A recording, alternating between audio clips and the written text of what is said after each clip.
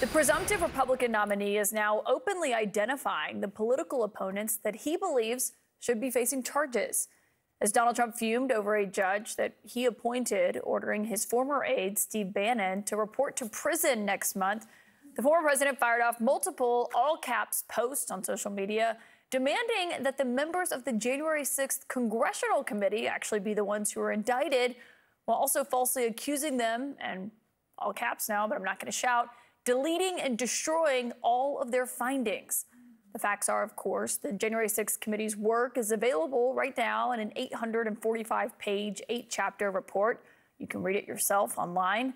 The committee also held multiple televised hearings that you saw here on CNN, and they also released transcripts of the interviews with these witnesses, which you can read online tonight. Let's get straight to the source on Capitol Hill tonight with a member of that committee, Democrat Congresswoman Zoe Lofgren. And Congresswoman, what's your response to the former president saying that you and the fellow members on that committee, including, he cited specifically Liz Cheney and Adam Kinzinger, should be indicted? Well, I mean, he's really off the deep end. I don't know whether the ex-president has ever actually read the Constitution. If he had, he would know that Article 1, Section 6 basically provides that members of the House and Senate can't be prosecuted for doing their legislative job, number one.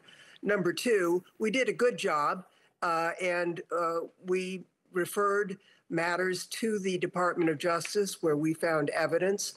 In some cases, the DOJ has moved on it. All the evidence is out there, as you've just pointed out. The transcripts can be read right now. And we posted it in a variety of places, hoping that it couldn't be suppressed in any way. That the ex-president is threatening to arrest people shows he does not understand or does not care about our system of justice. I mean, in order to be arrested, a warrant has to be issued upon probable cause. You can't be held to answer for a serious crime absent a grand jury indicting. He did say last December he intended to terminate parts of the Constitution on Truth Social. He said that. He didn't say which parts, but maybe it's those parts. Who knows? When he's saying that the committee and is accusing the committee of deleting information, can you just clear that up? Was anything anything deleted? No, it's garbage. He is not that familiar with the truth. We've seen that throughout. I mean, this whole thing on Bannon. Bannon was held in contempt because he didn't honor a subpoena. Very simple. He could have come in. He could have pled the fifth. He just blew us off. And he was found guilty of criminal contempt. And then he appealed it, and he lost the appeal. And now a Trump-appointed judge has said it's time to serve your sentence. This isn't about suppressing speech or anything else. It's about contempt of the subpoena. They are making wild claims. Do they believe it? Who knows? But they're trying to whip up their base and Americans to believe something that is not true.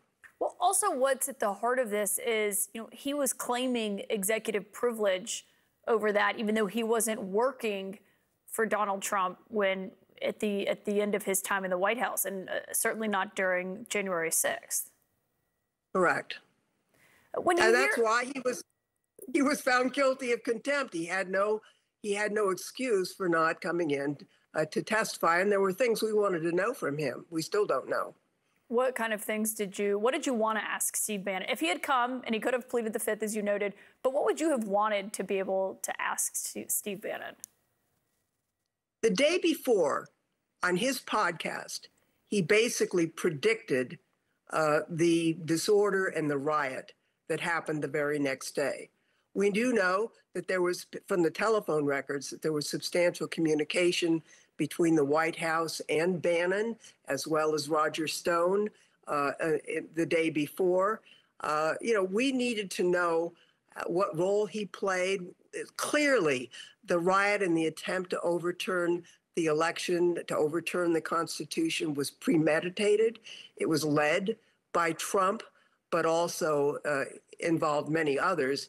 And we think Mr. Bannon as well, based on his statement in his podcast. But we sure wanted to know more about that. Based on what we're hearing tonight and what has kind of been this emerging theme where Republicans and Trump's allies are not even really disguising the fact that they would like to use the tools available to them, the Justice Department maybe, to go after his political opponents and enemies. I mean, does that give you concern? Does it give you pause? I know you just cited in the Constitution, but how do you feel about that if he is reelected? You know, what is concerning to me is that some of my colleagues in the Congress who know better are falling into this bizarre rhetoric that somehow they're going to arrest people who are their enemies. That's not the way the law provides. They know that. But they are, I guess, afraid to stand up to Trump. And they're undermining the rule of law in America. And that's a very dangerous thing to do. They're undercutting the very principles of our Constitution and our orderly system of justice. And today of all days, when we're remembering the Americans who saved America, who saved us from Nazism, and on D-Day, that this kind of rhetoric to undercut our Constitution and our system of law should be out there. It's really disgraceful. Congresswoman Zoe Lofgren, thank you for your time tonight. Thank you.